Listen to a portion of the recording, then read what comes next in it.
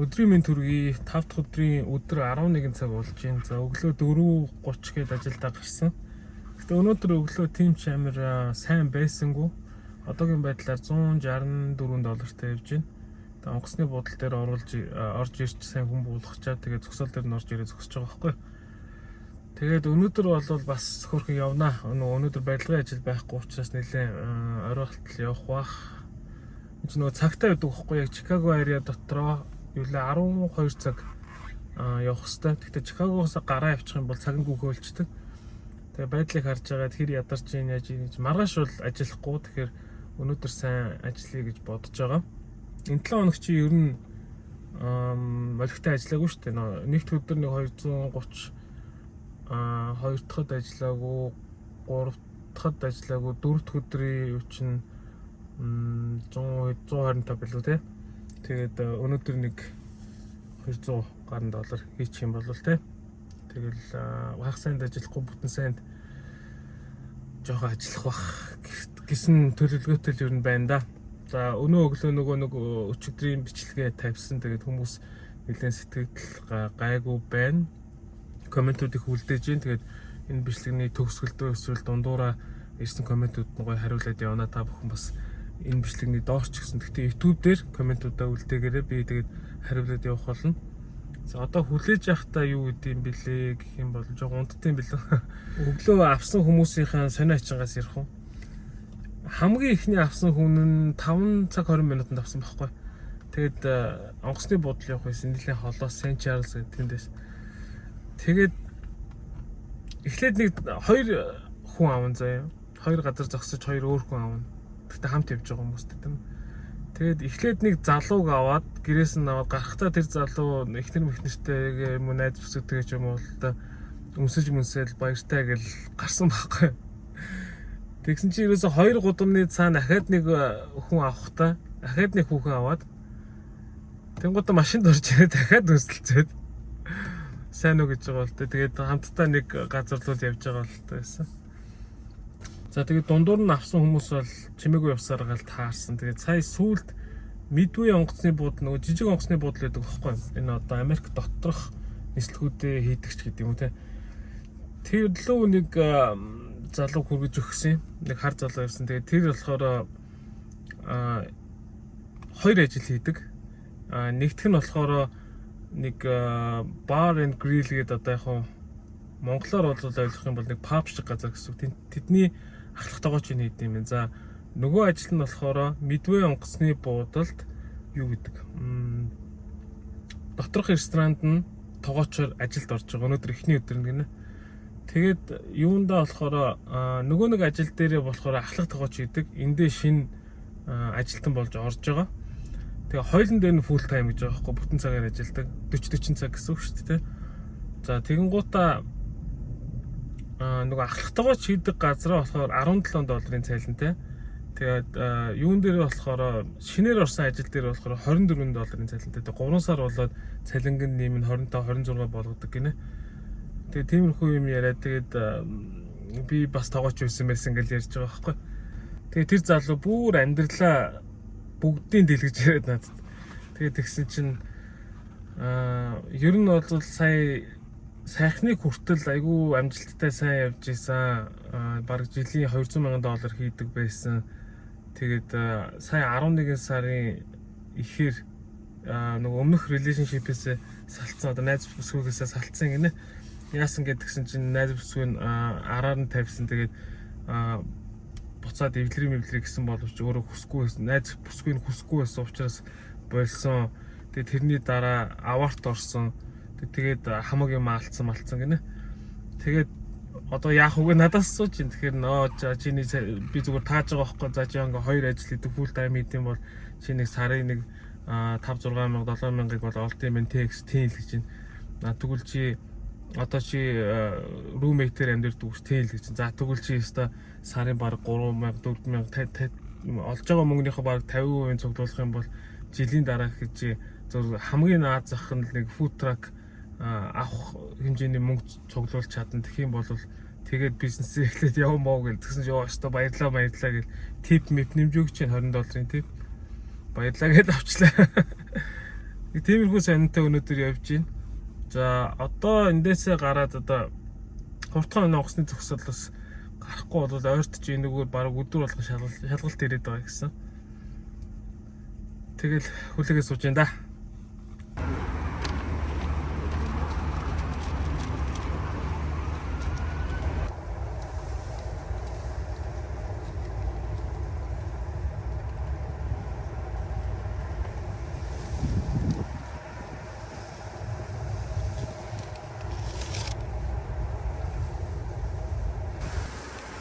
Uber-ийн зогсоол дээр ийм хоолноо зарж идэг байхгүй.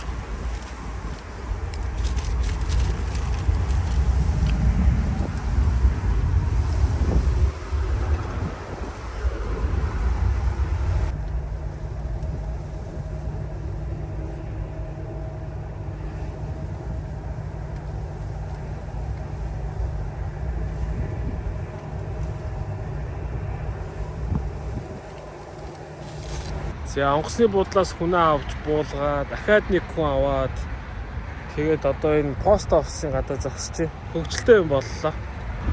Юу болсон бэ гэхээр өглөө нэг хүн аваад буулгасан. Тэгсэн чинь иргэд залгаснаа. Уцаа алдчихлаа. Уц байхгүй болчлоо. Чиний машин дээр унжуу гэдгсэн бохоггүй. Тэгэхээр би яг тухайн үед нь тэр газараас хөдлөөгүй байсан. Тэгээд би наанаас чи хөдлөөгүй байна. Буцаж хурж ирээ өөрөө шалгацгаа гэдгсэн. Өөрөө хурж ирээд үзсэн. Машин дотор байгаагүй ч байхдаа олоогүй. Тэгээ тэрний дараа 3 хүн аваад байжсэн чинь нөгөө хүн чинь яг л чиний машин дотор унтсан юм шиг байна. Чиний машин суухаас өмнө байсан юм аа. Чинийг өөрөө үзээдгээ чи суудал доор нь унтсан байж магадгүй гэд. Тэгээд би хайж исэн чинь энд ингээ унтсан байвал яхаа.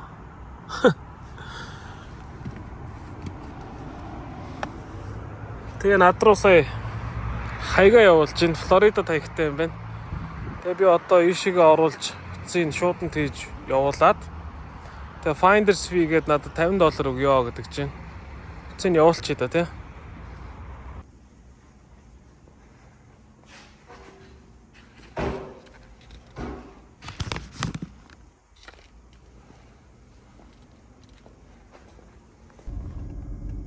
Tesla charger дээр ирж байна.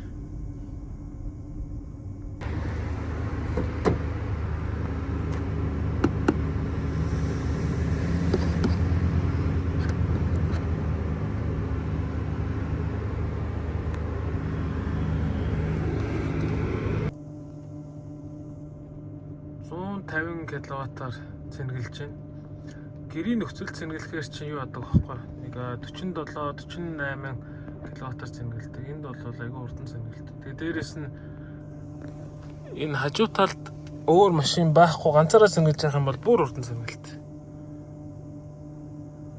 За одоо энэ чинь нэг 10-20 минут болол одоо би чинь 71 майлтай байхгүй нэг 200 хүргээл өнөөдөр явъя да. За хүнээ зөөж явсаар гад нэг мэдсэн чинь нөгөө харуудын оролт түрээд ирчих. Тэгээ сая нэг хүн сүүлийн авсан хүн маань нэлээ эвгүй гар байлаа. Нэгдүгээрт нь заяа хүүдийгөө өмсөд нүрээ халахалцсан байсан байхгүй. Хоёрдугаарт нь амар муухай үнэртэй заяа. Гуравдугаарт нь болохоор ингээд сая би хүнээ аваад баг 20 минут орчим явж байгаа байхгүй. Тэгээд нэг хийж байгаа үйлдэлүүд нь ингээд бүр юм экстра ингээд бүр ингээд чимээгүй байхыг хүсэж байгаа байхгүй. Бүр ингээд одоо Германаас юм гаргасан ч гэсэн бүр ингээд амар ингээд амтшгүй шүү дээ, тэ. Тэгээд нэг хажууд нэг юм пластик юм дуургаал юу ч үсэн юм битггүй.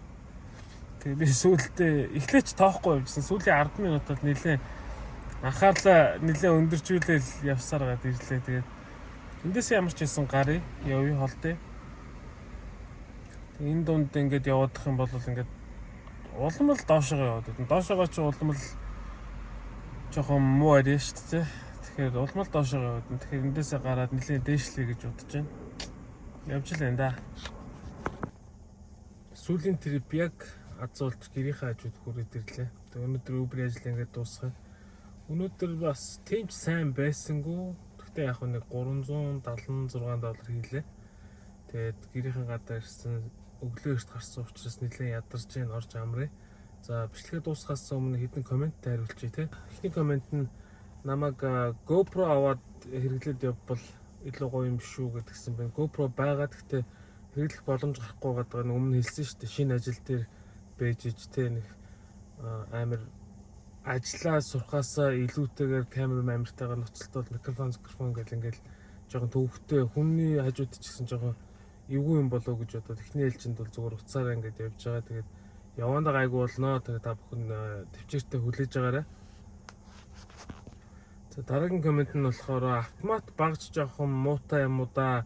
Тэр зүлгүүр будаг гэдгсэн байлээ. Тэгээд багцнууд бол бүгдээрээ байгаа. Тэгээд яг нөгөө байшингийн гадна талын тэр нэг хууларцсан байгаа будгийг хусахад бол их зүлгүүрдээ дахиад шаардлага байгаагүй.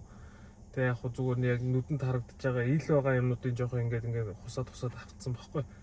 Тэгэхээр тэрэнд бол зүлгүүр байгаагүй. За будаг хүмүүс нөгөө нэг юм шүршдэг аппаратаар ингээд шүршчүүл илүү амар юм биш үү гэдгсэн байсан. Тэгэхээр тгийгээр будахын тулд айгүй болон туузнахаар гэсэн баггүй. Тэгэхээр бид хоёр ярьж байгаад за ашиг зүгээр нөхрөшөр явчихъя гэх тэрүүгээр явцсан. Тэгээд нөгөө сүүлд хийсэн бор будаг бол яалтчгүй багсаар явах усаар аргагүй. Тиймэрхүү юм байгаа. Тэгээд ер нь бол багцнууд бүгд байгаа. Тэгээд одоо дотор руу ороод бусад нөгөө дотор засал масл юмудаа хийхээр тэгээд багцнуудаа хэрэглээд явна. За дараагийн коммент нь энэ байшин өөрийнхөө мөнгөөр аваад тэгээд засаад зарж байгаа мó гэдгсэн байсан. Энэ байшин дээр бол үгүй. Би ч одоо ажил сурах гад ирсэн дөнгөж хамгийн бага цалингаар ажиллаж байгаа шинэ ажилтан шүү дээ. Тэгэхээр тийм эрсдэл бол аваагүй байна. За явандаа бол тиймэрхүү зүйлийг хийнэ гэж бодож байгаа. Хөдөлмөр хамгааллын шилээ зүгээрээ гэсэн байна да. Зүнэ тэгээд хэдэн цагт унтаад хэдэн цагт босч ийнэ гэсэн байсан. За нэг 9-10 гэж унтаал. Ер нь өхөд бол нэг 10 гэж унтаал 3:34 гээл сэрж байна. Гэхдээ одоохондоо бол яг нэг хэсэг хугацаанд нойр багтаа явж байгаа ч гэсэн байнгын бол ингэж явахгүй. Тэгээд нөгөө яг юм сурж байгаа яг энэ ачаалттай үеийг иймэрхүү байдлаар даваад тэгээд цаашдаа ерөөдөө гайгүй болчихно. За тэгээд энэ мэтчлэн комментуудаа гоё YouTube-ийн доор бичээрэй. Facebook дээр биш YouTube дээр илүү бичээрэй гэж хүсэж байна. Яг тэгвэл би YouTube-ийнхаа subscribe-ыг илүү явуулмаар байгаа учраас та бүхэн YouTube-ийг жоох идэвхтэй байлгаад өгөөрэй гэж хүсэж байна. За тэгээд дараагийн бичлэгээр эргээд уулзъя. Энэ бичлэгээ ингээд дуусгая. Дараагийн бичлэгээр уулзлаа. Түр баяртай.